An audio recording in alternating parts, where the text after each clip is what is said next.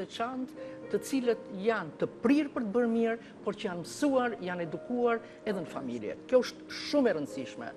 Unë nuk do t'i marrë kohë gjithë kolegëve, po i quaj kolege, po nëse keni dëgjuar, nuk e pat një video ishte e perët për mua, në gjitha, unë e pash të balkon webi, mos gaboj, nuk ka lidhje fare me mirënjohjen, po sa ndikon familja në formimin e personalitetit të fëmijës. Një fëmija 3 vjeç, i ati paraqit një rast që ka vjedhur një makinë, nuk e di e pat videon, i ka vjedhur një makinë dhe një fëmijë 3 vjeç që qante në makinë dhe i thoshte t'jatit, ti nuk duhet ta mbash makinën, ajo është makinë e vjedhur dhe policia do të kapi ty se unë s'kam faj.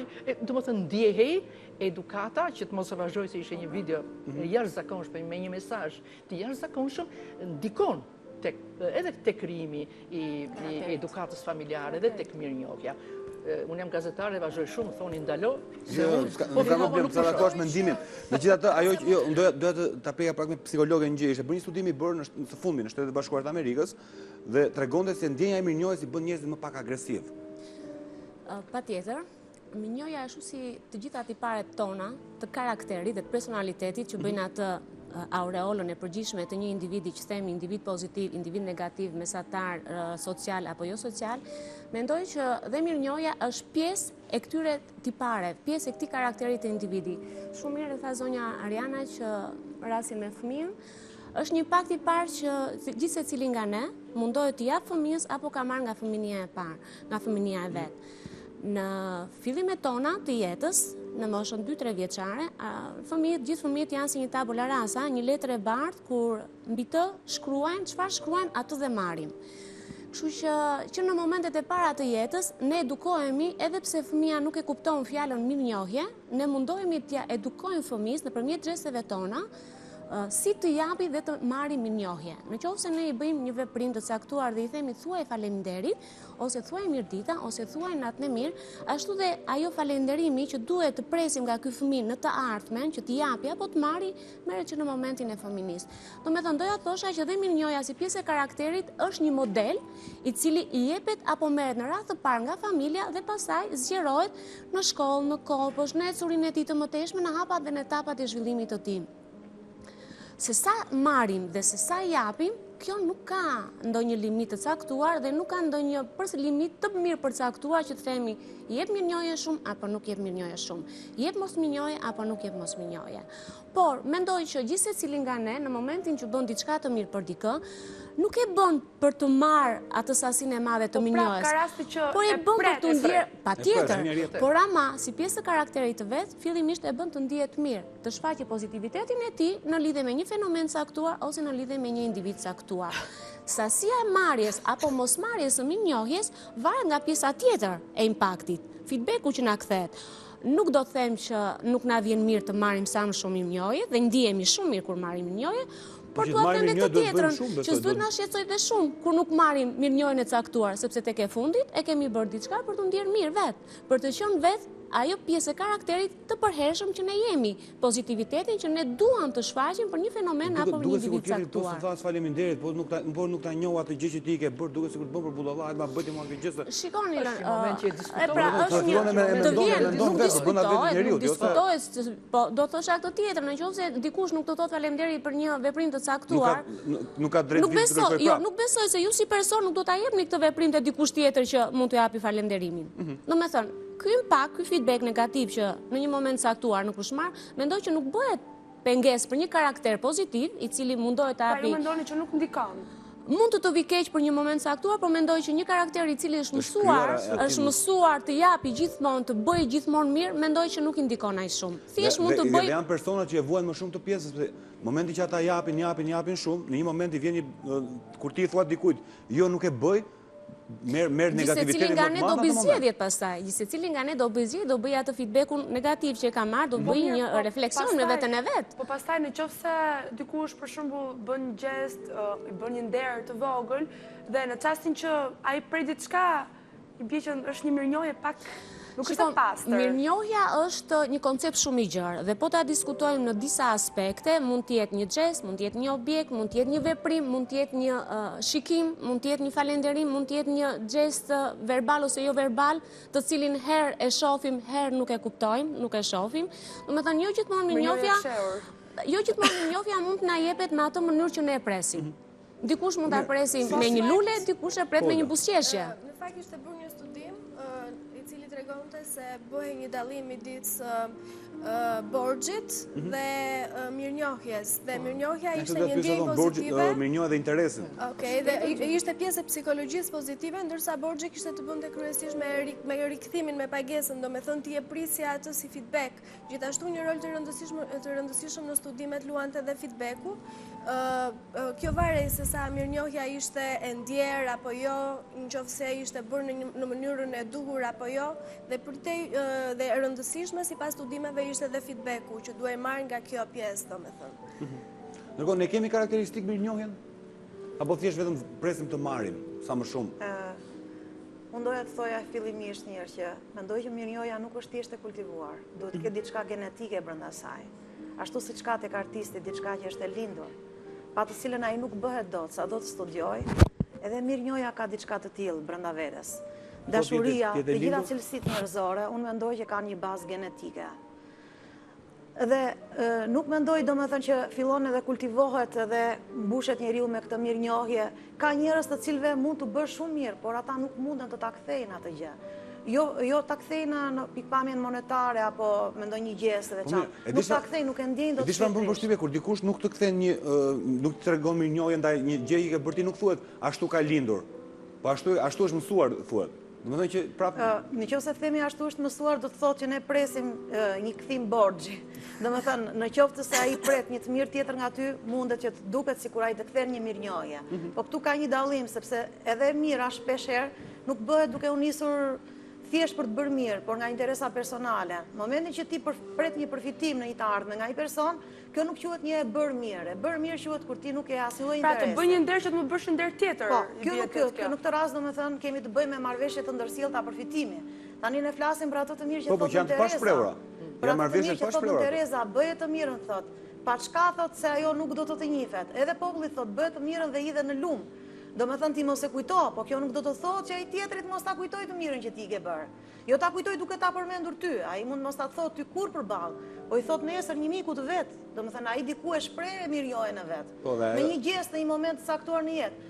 Mua më ka ndodhur në moshën 16 vjeçare, kam operuar gjurin e djathtë. Në fakt e kisha vrarë 12 vjeç, 11-12, duke luajtur futboll, faktikisht, saqë kur shkova në spital, gjithë kujtonin mjekët, kirurgët kujtonin që unë merresha me basketboll ose volejboll. Biles me volejboll, sepse ishte operacion tipik i volejbollistëve. Dhe në atë kohë nuk luanin gocat futboll dhe duke çuditshme, e pas ka vrarë gjurin duke luajtur futboll. Tani çfarë lidhje ka kjo me mirënjohjen? Ai shërbim që më shkruar mua në atë kohë. Kujdesi profesor Panajot Bogës dhe i mjekës dhe krye infermierës pavionit Lilianës që një vit më mbrapa shkoi në Amerikë. Tek mua la një impresion kaq të fuqishëm sa që unë për 2 vjet me radhë vazhdoja të shkruaja letra atyre. Unë jetoja në Berat, letrat shkonin në Tiranë dhe unë nuk prisja që të më ktheshin përgjigje nga ato letra. Një herë më shkruan infermierja, domethënë krye infermierja e partit, më thotë, Denisa thotë, unë të falenderoj shumë, i kam marrë gjitha letrat e tua, etj, megjithëse unë nuk kam mundësi thotë që të shkruaj ty në vazhdimsi, thotë. Po domethënë kjo ishte një gjë shumë e bukur. Denisa nuk merrte letër përsëri, i shkruante letra. Unë vazhdoja të shkruaja asaj domethënë. Unë nuk prisja që sepse ajo nuk kishte detyrimin që të më shkruante mua, por unë kisha kënaqësinë që ja të mësonte. Tani ne duhet themi që në jetë më shumë rrethohemi nga mos mirënjohja se sa nga mirënjohja. Pse rrethohemi nga mos mirënjohja? Po të ishte që ne të rrethoheshim kaq shumë nga mirënjohja, ne do të jetonim në një botë shumë më të mirë. Mos mirënjohja fillon që në fillim me natyrën për ata që të themi që nuk besojnë Zot, apo me mosnjërinë ndaj krijuesit për ata persona të cilët besojnë në Zot. Sa njerëz shohin ditë dhe thonë se pash sinkronin aty dhe m'pëlqeu. Sa njerëz shohin në ditë, domethënë me mirënjohjen që përsëri po shohin dritën e diellit, me mirënjohjen që po sodisin një lule të bukur, me mirënjohjen që po i dhurojnë dashuri njerëzit e tij, po këta njerëz dhe këtë familje përsëri do me thënë është një dhurat nga Perëndia. Sa njerëz zgjohen mëngjes ose ulen në tryez të hanë dhe mendojnë që ai prodhim që ata kanë bërë nuk vjen thjesht nga puna dhe nga dirsa e tyre nga leku, por vjen nga mundësitë që Perëndia apo natyra ka dhënë për ta mbjellë atë farën, se farën dhe tokën e nuk i sjellim me vete, ne jemi për vete të ardhmen. Pastaj ju diskutime fetare te kjo pjesë. Jo, pavarësisht nga fetare, kjo hyn ke ndjenjë mirënjohjes. Një njeri që nuk e ka këtë lloj mirënjohjes mund të ketë as tjetër njerëzore. Njerëzit mirënjohës janë njerëzit që janë më të realizuar. Njeri më realizuar është më mirënjohës. Këtu do të ndërhyj edhe pak unë. Po është e vërtetë që janë jo kompleksiv. Të pak flas gjithnjë nga përvoja. Teksa përballemi me ata njerëz që ti i ke thënë fjalë, i ke qëndruar me orë të tëra kur dikush ka pasur një problem shpirtëror, problem ekonomik, familjar, dhe i ke dëgjuar, ke lënë diçka edhe në familja jote për të qenë prezent, për të dëgjuar problemet e tij, po i ke ndihmuar ndoshta edhe me anën ekonomike ndonjëherë, po edhe me punësime ndonjëherë. E kupton dhe shikoj që ai njeri që bën der është më pak komplekse, është më i plotësuar. Ndërsa në të gjitha rastet flas nga përvoja, psikologët janë këtu dhe edhe mund të ndërhyjnë edhe me shpjegimet e tyre, në të gjitha rastet, në persona që unë jam përballë, janë kompleksiv. Ose janë dhunuar në rininë e tyre të hershme, qoftë një dhunë psikologjike, po pse jo dhe fizike, janë shpërbuzur, qoftë edhe nga anëtarët e familjes së tyre. Të tjerët e marrin si formë Një lusia. pjesë e tyre e marrin për dobësi. Një pjesë e tyre e marrin për dobësi. Nuk e di, Eriona, nuk e di kush e bëri këtë pyetje a juve, kur ta merr për dobësi, të shfrytëzon në një farë mënyre. Një person i cili ka dëshirë të bëjë nder, është i prerë për të qenë afër tjerëve, a duhet të tërhiqet? Unë them jo, sepse kjo ka të bëjë, siç e tha edhe psikologët, kjo ka të bëjë me natyrën e vetë njeriut. Pra, nëse ti nuk pa di për nder, e vetmja gjë, unë e gjykoj, le të më gjykojnë, më thonë, unë jap mendimin të më gjykoj paneli, unë në këto raste të rriqem. Nuk ja vlen më, sepse ti e ke ndihmuar një herë, e ke ndihmuar 2 herë. Dhe ato nuk është se kanë thënë faleminderit, sa ju faleminderit, e thënë faleminderit, duket edhe pak si vulgare. Jo faleminderit, se ti më ke bërë një nder të papar. Po çfarë do të bëj personi në këtë rast? Nuk ka mundësi të gjesh. Unë nuk kam qejf e prirur pozitivisht, unë nuk kam qejf ta them zgjesh keq. Po një njeri me një gest, ne jemi pjesë e medias. Ore, po ke një hall, është bie fjala, po e banalizoj fare. Ke një hall dhe ti duhet ta montosh bie fjala një material para, dhe të lutem, futem unë se kam një hall, patjetër thotë, po ti ke bërë diçka për shkakun. Ja, kjo është kaq. Zëra ime, në natyrën time, mua bëhet zemra kaq se them që ja, e mbajti më një gjë të vogël që e bëri. A duhet ta kemi në qëllim vetvete që unë kur bëj një nder duhet ma kthesh patjetër me një nder. Kjo pastaj hajde. Me kjo mbajtje e mirënjohjes mos thuasi mos bëhet kështu si borxh ndaj personit. Shikon marrëdhënia njerëzore është kontratuktuale. Kjo është ecë ndaje ti. Nëse ti arrin të më thuash një rrofsh, faleminderit, unë s'ta harroj, ose të bësh një gest, një veprim që të më lësh të më kuptosh që unë jam mirënjohës, kjo është okay, kjo është shumë mirë. Nëse të them ty faleminderit për ato që nëse ti mua më kritikon në një moment, se kjo tani ne jemi miq, unë të kam ndihmuar ti diçka. Po ti në një moment saktuar më thuaj që ose si jemi dhe miq, jemi kolegë. Edhe ty nuk pëlqen një veprimi im, një diçka veshja ime kot po flas. Dhe ti thua që dëgjoj, si ishte mirë kjo gjë. Po unë kam çefitin. Nëse unë nuk e ndaj këtu. Edhe më njëherë më mbetet teatri dhe kjo është e përgjithshme mendoj unë. Dhe them që çfarë njeriu paska qenë këtu, unë po flas kështu, çfarë njeriu paska, unë kam ndihmuar këtë dhe këtë dhe këtë, dhe ky arrin tani, të paktën ky për mua s'duhet ta bëj. Domethënë, nuk unë them që tek njerëz për shembull, po flas nga natyra ime, unë e kam luftuar këtë ndjenjë, sepse më zhdukur vetja si interesaxhie, si domethënë që unë e kam pritur patjetër atë borxh. Ti bëj atë, e tha gazetare kolega ime, hidhen lum edhe nuk ta di njeri ka pas thënë dikur. Po, unë them se diku del. E di çfarë them unë si prind? Nuk e di sa janë tjerët. Unë them, bëj nder në këtë botë. Thuaj fjalë të mirë. Mundohu ti ndihmosh. Sepse nëse më kthehet gjithçka e mirë tek fëmijët e mi, unë s'dua asgjë. Ju si prindër mirënjohjen kryesore prisni nga fëmijët. Unë domethënë po qëse. Po sa prindër nuk e kanë marrë mirënjohjen e fëmijëve të tyre? Sa të tillë janë? Nuk e di, unë e kam marrë. Po besoj se ka prindër. Po të gjithë prindërit zhgënjehen nga fëmijët. Po gjithsesi. Unë do të folet për një studim. Ishte një studim i bërë në Kaliforni, duket se gjithë Kalifornia po përplasemi, edhe ishte një mesazh shumë i bukur. Domethënë, nëse ka njerëz që janë kompleksiv, unë të gjithë ata njerëz që njoh, dhe që nuk janë përgjigjur qoftë në një buzëqeshje, se shumë pak kërkoj, unë në aty shumë pak, qoftë edhe një buzëqeshje, unë e kuptoj që ti je mirënjohës dhe me dhe në qoftë se ti e ketë vështirë thua faleminderit. Kanë mbledhur një grup studentësh, atërinjsha, nuk e baj dhe mënd shumë tani, dhe i kanë thonë, doni që të jeti një ditë e bukur, shkruajni në letër një falënderim për X person të cilit ju nuk i keni shprehur kur mirënjohjen për një gest qoftë edhe të vogël.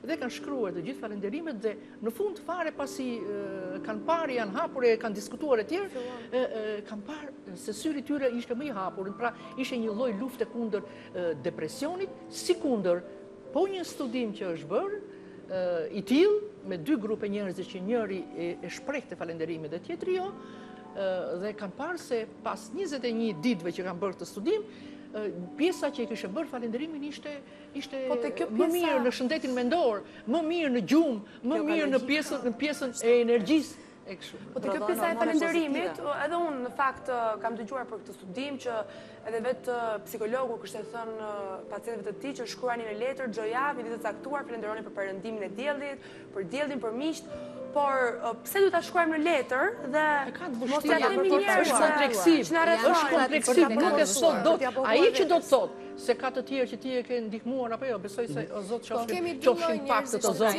që ti e ke falenderuar, që ti e ke ndihmuar dhe ai ta kthen me të keq. Jo, mendoj se kemi dy lloj njerëzish, ata që janë introvertit, të cilët janë të mbyllur në vetvete, po dhe njerëz të cilët janë ekstrovertit, të cilët janë të hapur. Dhe ndoshta ata e kanë më të vështirë për ta shprehur nëpërmjet gjuhës së folur, prandaj ju duhet që të përdorin letrën. Mua në fakt më kujtohet kur kam qenë në Greqi 11 vjeç në një camping. Ishim një grupim fëmijësh, 12 deri në 14 vjeç dhe na vendosëm që të falenderonim njëri tjetrin. U vendosëm të gjithë në një tavolinë të rrumbullakët dhe kishim 2 javë që njiheshin dhe do të falenderonim njëri tjetrin për gjërat dhe gjestet që ne kishim bërë gjatë këtyre 2 javëve.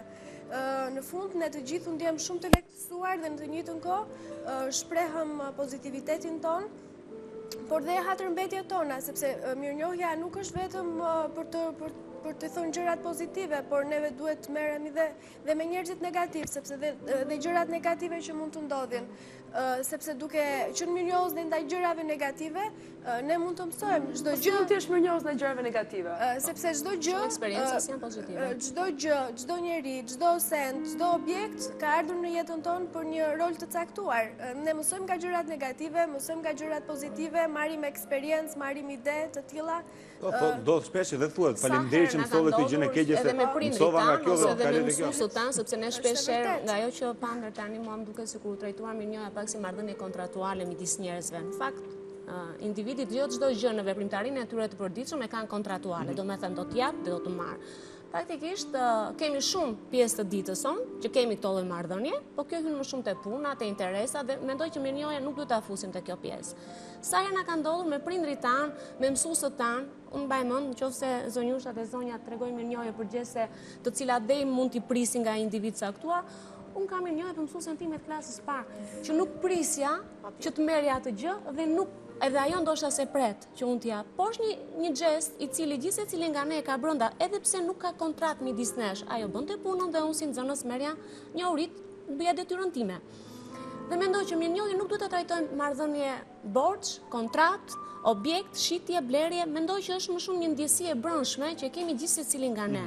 Por doja të jepja të drejtë gocës kur tha mirënjohja varet nga individi. Ka shumë individ që kanë shumë të lehtë ta thonë faleminderit, ju lutem, dua diçka ose ky gjesti juaj është pozitiv, ky gjesti më ta shprehin emocionin negativ apo pozitiv që marrin ndaj diçkaje.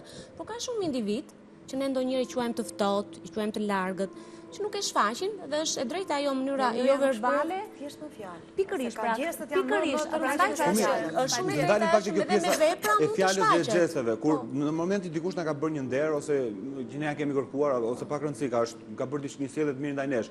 Në momentin që ne i themi faleminderit ose i japim një dhuratë për atë gjë, një lule ose diçka të saj natyre çfarë mund na vine për të falenderuar atë person, i bie që aty ne jemi 0-0 me atë personin?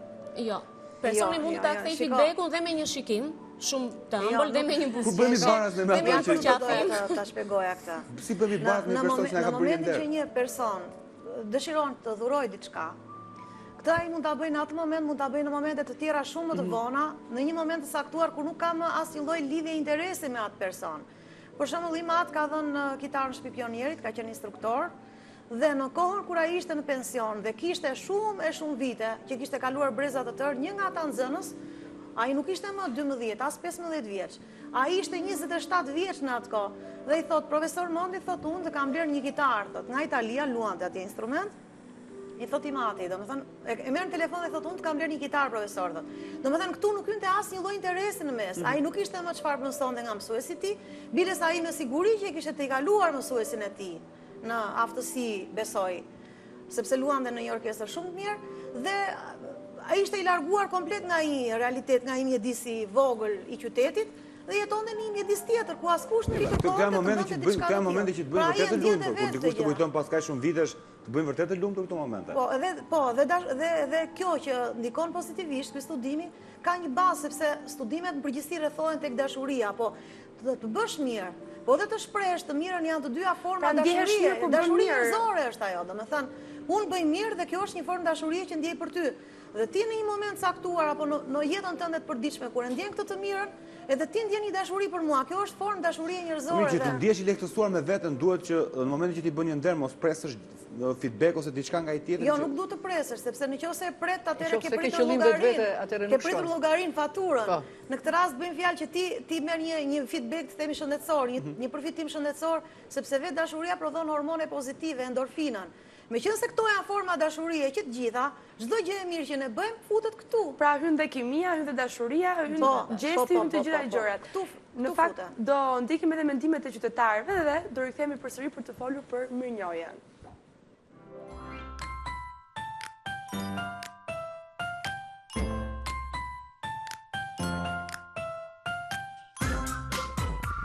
Fjala faleminderit tregon për kulturën, edukatën e njeriu, tregon për rrethin shoqëror, ku njeriu është rritur, është mbrojtur, e kur dikush nuk tregon faleminderit, është një derivat, është një prejardhje, është një pasojë e mosmirnjohjes. Në përgjithësi, shoqëritë njerëzore të cilat nuk e kanë në thelb, nuk e kanë në gjak të shprehin gjërat më elementare të edukatës, si fjala faleminderit, janë shoqëri me probleme të rënda, shoqëri që nuk ecin pare, janë shoqëri që janë të destinuara, të detyruara të futen në një spirale, në një vorbull krizash. Në përgjithësi, kështu thot edhe historia botërore, domethënë. Mendoj se është një virtyt shumë negativ për një person. Mendoj se personat që duhet kenë pranë tipa mosmirnjohës janë shumë fatkeq. Mirënjohja ka të bëjë me edukatën, me formimin e përgjithshëm të një personi, si fillim. Po, mendoj që ka filluar, po përdoret shpesh e më shpesh, mirënjohja. Fjala faleminderit, sjellja në përgjithësi në rutinën e përditshme. Mendoj se gjërat kanë ndryshuar.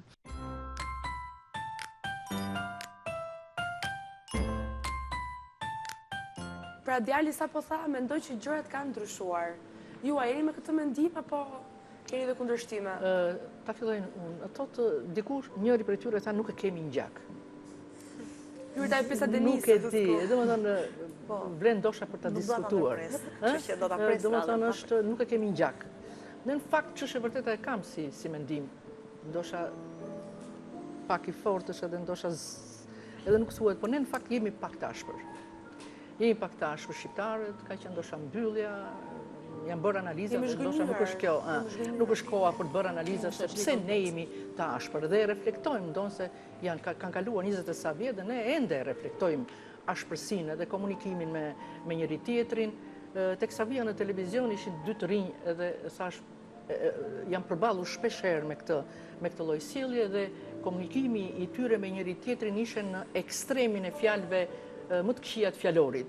Po kjo ishte dashuri mes tyre, ishte një marrëdhënie normale, dashurore në kuptimin, ato ishin meshkuj, se mos më paragjykojnë tjerët, por domethënë ishte një komunikim i tmerrshëm dhe thua që dhe e kam dëgjuar shpesh, ishin gjimnazist, Pra jemi tashpër dhe kemi shumë të vështirë. Tu hym të pjesa që ta marrësh neve turqit, na thon Arnaut, pra njerëz të maleve, njerëz të egër.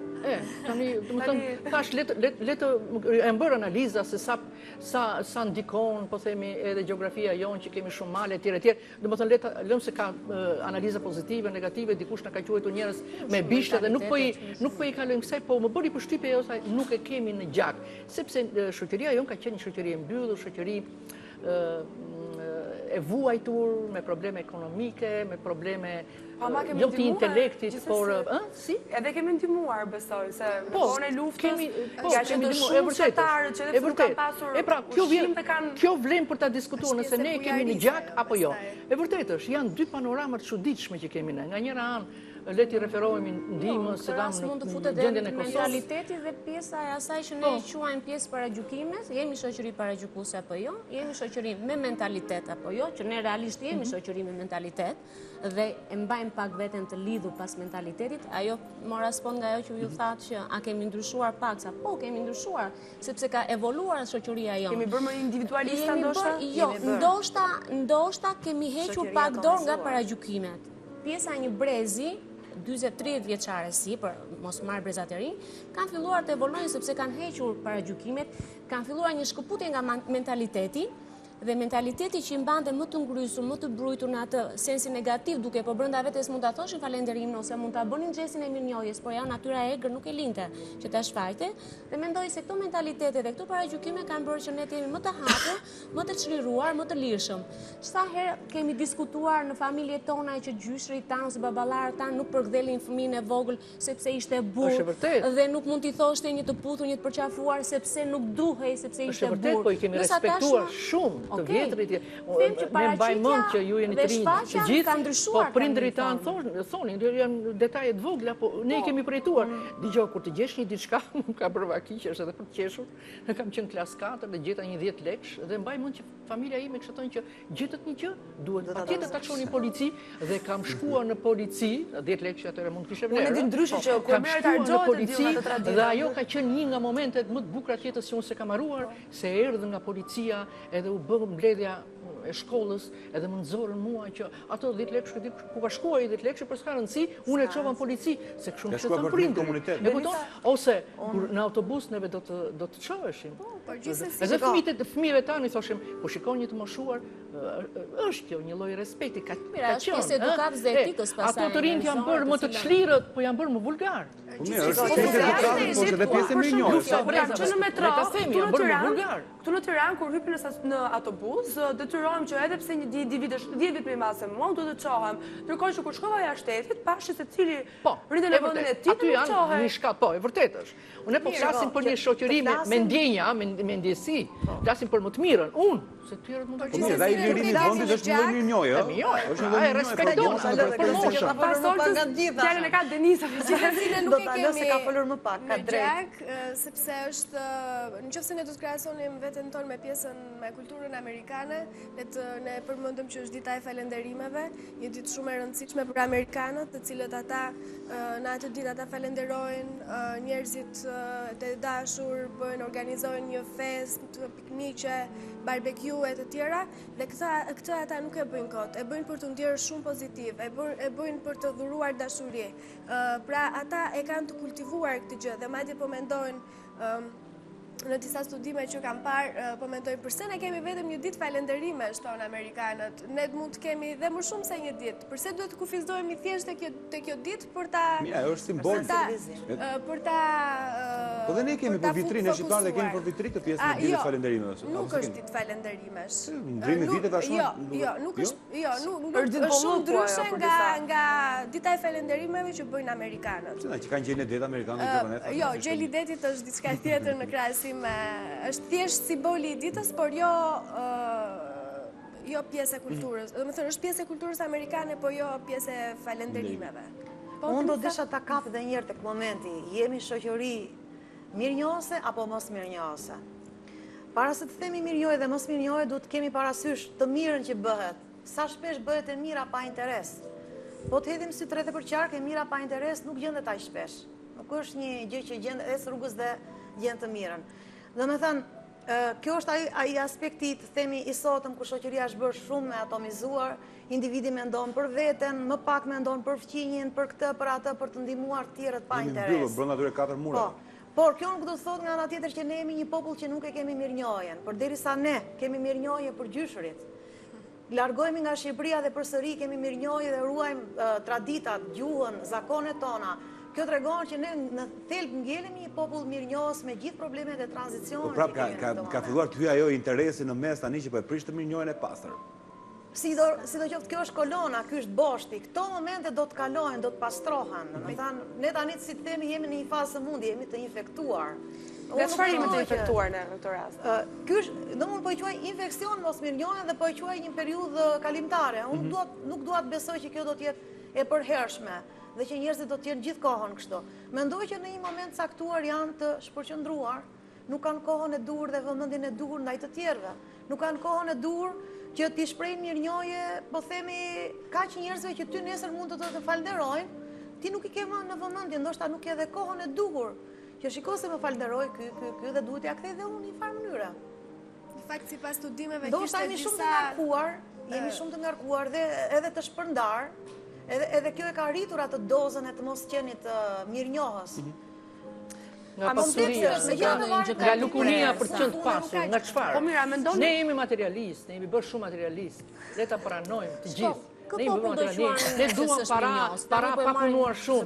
Ne duam pushtet pa dhënë asgjë. Popull është mirënjohës dhe ky duke qenë se vendet e tjera europiane janë më të zhvilluara se Shqipëria, por këto janë bërë studime, ndoshta nga që e vlerësojmë shumë mirënjohjen. Atëherë unë do marr spon nga ajo që ju thatë. Kush është ai studim që na ka dhënë që deri tani ky popull më i zhvilluar i Europës është më mirënjohës se ky popull tjetër? Mendoj që nuk është temë diskutimi. Studimet janë bërë për shembull që Bombay është vendi më bëhet si vendi ku njerëzit janë më të lumtur në gjithë botën. Është një vend i varfër, por ama sepse njerëzit janë mjaft mirënjohës aty, falenderojnë Zotin për pemën, falenderojnë për ujin, për diellin. Kjo nuk ka lidhje me popujt, sesa ka lidhje me individin, sepse një shumë i pasur në Francë mund të jetë një tip shumë mirënjohës, edhe pse ka një marrëdhënie kontraktuale gjithë ditën e tij 24 ta zën, dhe mund të jetë dhe një shumë i varfër në Shqipëri që mund të ketë një ndjenjë mirënjohje më të madhe se sa ai. Kam përshtypjen që nuk ka të bëjë me vende. Kur fillon ajo pasuria dhe hyn lekun në mes, duket sigurisht mirënjohja kalon pak. Ku hyn leku nuk bie dajre. E kujtojmë gjithë atë. Domethënë ne jemi bërë materialistë. Materializmi nuk do të thotë se kemi do të isha shumë dakord sikur të vendoste kolega ime fjalën do të. Ai që ka para dhe ka pushtetin, do të kalojnë to problematika negacionit. Po realisht ne jemi bërë materialistë. Ne duhet të pastrojmë. Mendoni është vërtet që ata që janë mos mirënjohës janë njerëz të dështuar. I bëjmë një lloj interesi brapa. Jo. Ai mund të ketë hecur shumë përpara, po ka shtyp për tjetrin. Dhe ai hec me parimin çat shkel është dhe hec përpara, se unë e kam dëgjuar edhe në ambient kolektiv dhe psikologjia e vërteton që ti të arrish majën duhet të shkelësh atë që ke poshtë. Shkel mbi tjerët dhe hec përpara. Dhe ai mund të ketë arritur majat. Nuk është i dështuar. Po ndoshta ai që ka pushtet dhe ka parat, ndoshta mendon dhe këtë gjë që unë me këtë i blej të gjitha dhe nuk më intereson ajo pjesa se do të jemi mirënjohës atij. Unë kam paguar këtë gjë, unë kam paguar këtë gjë se do të jemi mirënjohës. Dhe për fat të keq është bizotron për mua. Ndoshta po e them. Derisa vini një moment pastaj të vështirë dhe kalojnë tek Zoti dhe mundohen ti. Para disa vjetëve kam pasur një bisedë me një trajner të gjimnastikës dhe ishte në një konflikt me një nga gjimnastet e veta. Po konflikti kishte marrë për masa në të gjitha mediat. Më dha doping, jo ishte kështu, po si ishte ashtu. Ai në një moment më thot mua, unë thot e ka marrë këtë vajzë thot 8 vjeçe. Kjo ishte një fëmijë thot. Do thoni juve që kishte të dhëna, po çfarë të dhënash mund të ketë një 8 vjeçar thot. Po sa fëmijë thot ka të talentuar? E di sa shumë njerëz ka të talentuar tha, janë me lopat tha. Çështja është kujt jepet dora, kujt ndihmohet. Kush ndihmohet? Kjo tha është një mosmirënjohëse. Thaj, dhe në sy të saj domethënë. Kjo tha është një mosmirënjohëse. Tashti, këtu kishte një qefmbetje. A ishte ajo mosmirënjohëse? A kishte bërë një shkelje, një abuzim trajneri me të? Kjo është një çështje tjetër. Por ky është një nga ato rastet e shumë që na tregon që ne jemi të rrethuar në jetën tonë me lloj-lloj miqësisë të prishura, shoqërisë të prishura, me konflikte që burojnë nga të ashtu quajturat ngjarje në jetë, të cilat jo vetëm që nuk prodhojnë fjalën mirënjohje, prodhojnë edhe efektin e kundërt. si që thot popullit, të bësh mirë dhe të gjesh keq. Domethënë, ai person të cilit mund t'i kesh bërë vite përpara mirë, mund të vijë një moment caktuar, domethënë, që ta hedh pas krave dhe mund të dëmtoj për një interes caktuar të tij. E kemi dhe si shprehjen, kush ka bërë mirë ka gjetur mirë, po megjithatë ti mund ta ndihmosh për të investuar, për të nisur një gjë, nesër ai jo thjesht të konkuron, po të konkuron në mënyrë të pandershme me një fjalë. Fjala faleminderit tek ne shqiptarë, sa mbi zotëron. Kjo si temë, si çështje, kush të ndihmoi, kush të dha dorën, e bëri pa interes, e bëri me interes. Fjala faleminderit sa ekziston tek ne shqiptarët? Sa e përdorim? Sa vlerë ka apo është Fjala bërë? faleminderit nuk është identike me mirënjohjen. Okej, është një Fjala faleminderit është fjalët magjike, pra. Fjalë magjike Është fjalë magjike, është fjalë mirësjellje, është etik, po, nuk barazohet, është etik. Mund ta përdorësh edhe kohë për Mund të jetë formale, po mund të jetë dhe reale. Tash po ti qëndrojmë në aspektit real është e domosdoshme, po që për aspektin formal le të mbahet aty ku duhet sa për formë. Sa në praktik, për mua sa për të pak. mos prishur Për domethënë mua dorën pak. kur i thon. Shumë pak përdoret. Ndoshta jemi shumë zënë me punë, s'kemi kohë. Ndoshta është fjalë shumë e gjatë apo Po unë që kam turp të them faleminderit dhe më mirë zgjedh të bëj një gjë se sa të them fjalën. Po, pse është turp? Pse ke turp? më duket sikur po të them fjalën, më duket sikur kam tepric në fjalë. Domethënë më duket sikur është kompleks apo jo? Është një lloj kompleksiteti brenda me. Po, nëse unë dua të them një gjë të mirë, dua të bëj një gjë të mirë, unë do të gjej një mënyrë tjetër për ta. Të thuash faleminderit? Jo, është pasiguri. Jo. Unë kam gjithmonë kompleksin se kjo mund të duket formale. Jo, e kam fjalën nga që e thon shpesh njerëzit edhe nuk do të arrish ato shpesh. Ka humbur efektshmërinë. Është fjalë duket huaj. se puna asaj fjalës të dua. Hajde të shpikim tash një fjalë tjetër që të ketë efekt. Edhe unë këtë fjalë duke e shikoj, jo nuk e shikoj pak, po e shikoj tepër të abuzuar, domethënë më tepër të mbi përdorur dhe pa vend, ndoshta kot. Edhe aty ku s'duhet të thon faleminderit, ai tjetri ka bërë zyrtari, domethënë nuk i ka bërë nder aty qytetarit. Ai thot faleminderit për të qenë okay me fjalë. Atëherë unë përpiqem të gjej një gjë tjetër. Edhe ky është këndvështrim interesant që edhe mënyrë komunikimi. Unë mendoj që është më shumë mënyrë komunikimi, sepse sa herë themi faleminderit gjatë ditës dhe përgjithëse shumë të vogla që po ta marrësh ta shtjellosh, thua mund mos kishe se si e thatë juve, zyrtari bëri detyrën. Por një faleminderit për shembull rrofsh. Më fal, një faleminderit. Është një komunikimi shumë i mirë, por është mungesë. Megjithëse unë mendoj kur e them faleminderit zakonisht e them formale, kur dua të them diçka me gjithë zemrën, gjej një fjalë tjetër. Faleminderit? Natyrisht më kanë thënë faleminderit, më kanë thënë rrosh, më kanë thënë forma të tjera. Më kanë thënë shumë pak edhe ti e ke shumë. Ndoshta problemi është ne që kur jemi të vegjël, nuk mësojmë me atë masë, po mësojmë ose shumë ose pak, edhe që këtu fillon ai problemi. Megjithëse unë nuk është ta marrësh, ta japësh dhe ta marrësh me shumë. Kush ndron e keqja? E keqja është kur e japim dhe nuk e marrim, pa kur e japim dhe e japim me shumicë, nuk megjithëse duhet të jemi pozitiv, ndihemi mirë.